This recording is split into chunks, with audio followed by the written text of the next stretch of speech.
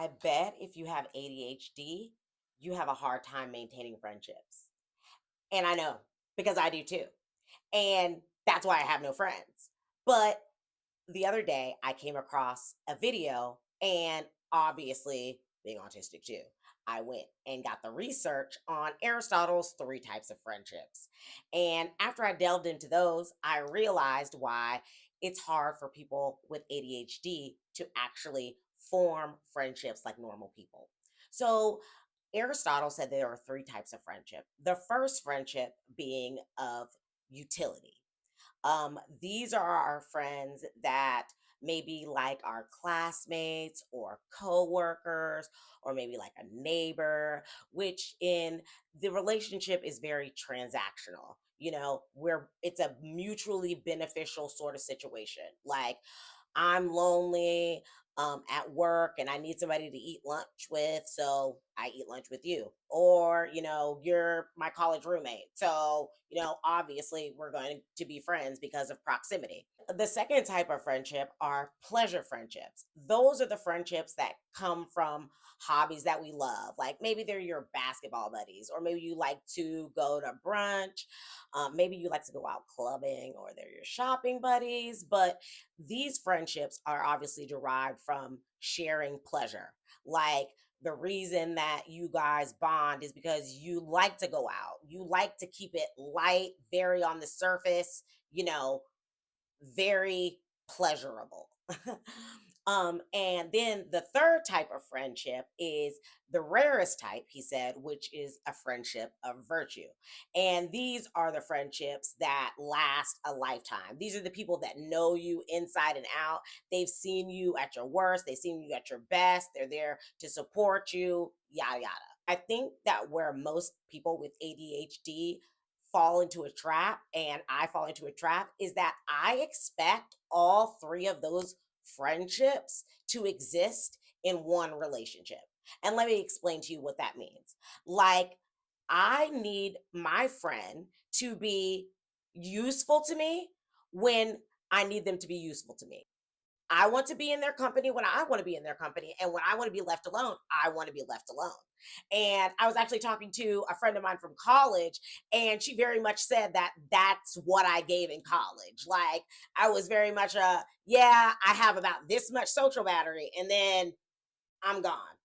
Friendships of utility are just like the drawers that we refuse to close and the tops that we refuse to screw on. Because once they're no longer useful to us, they don't matter. To a person with ADHD, the sentiment out of sight, out of mind never rang truer. Because, honey, if I don't see you, I am not thinking about you.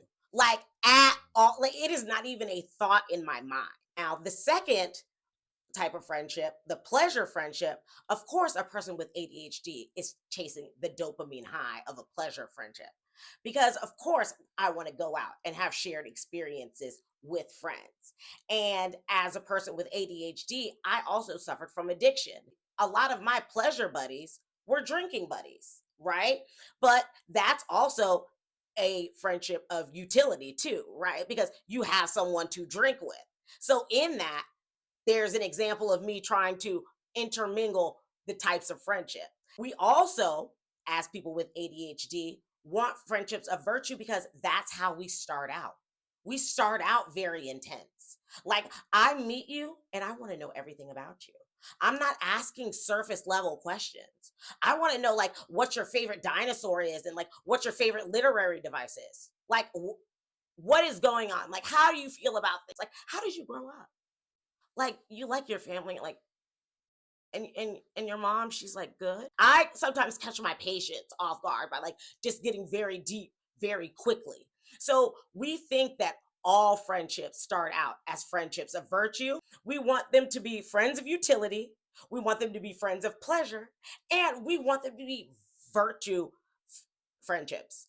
But unfortunately, all of those things cannot exist at the same time because your pleasure friend, like the friend you go out to the club with, may not be on the emotional level to share the grief of your lost grandparent with you, right?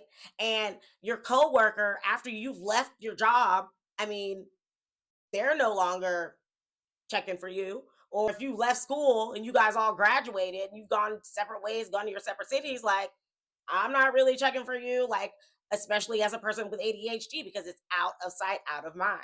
People with ADHD will have a hard time forming any sort of relationship because they want all of these things to be wrapped up in one.